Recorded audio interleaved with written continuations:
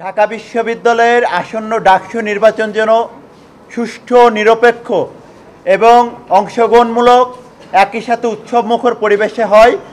সেই বিষয়গুলো নিয়ে এবং বিশ্ববিদ্যালয়ের সার্বিক বিষয় নিয়ে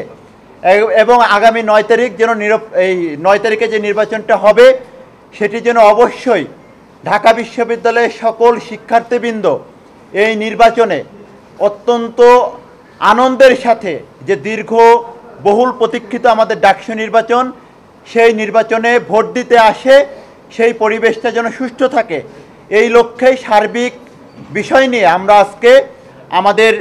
বাংলাদেশ জাতীয়তাবাদী ছাত্রদল সমর্থিত আমাদের ভিপি পদপ্রার্থী আবিদুল ইসলাম খান,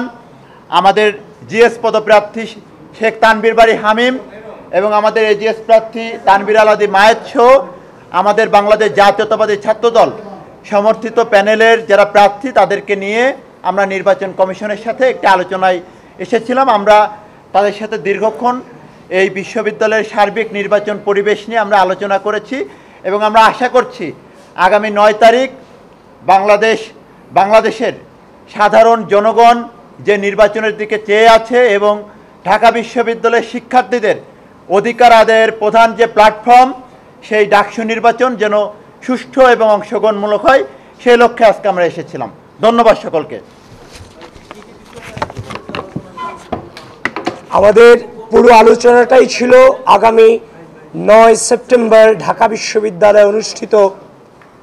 হতে যাচ্ছে যে ডাকসু নির্বাচন 2025, সেটাকে সুন্দর, সুষ্ঠু, নিরপেক্ষভাবে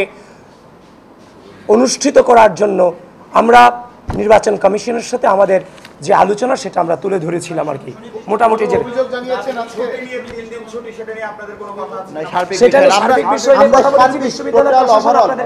নির্বাচন কমিশন আপনাদেরকে সেটা ব্রিফ করবে।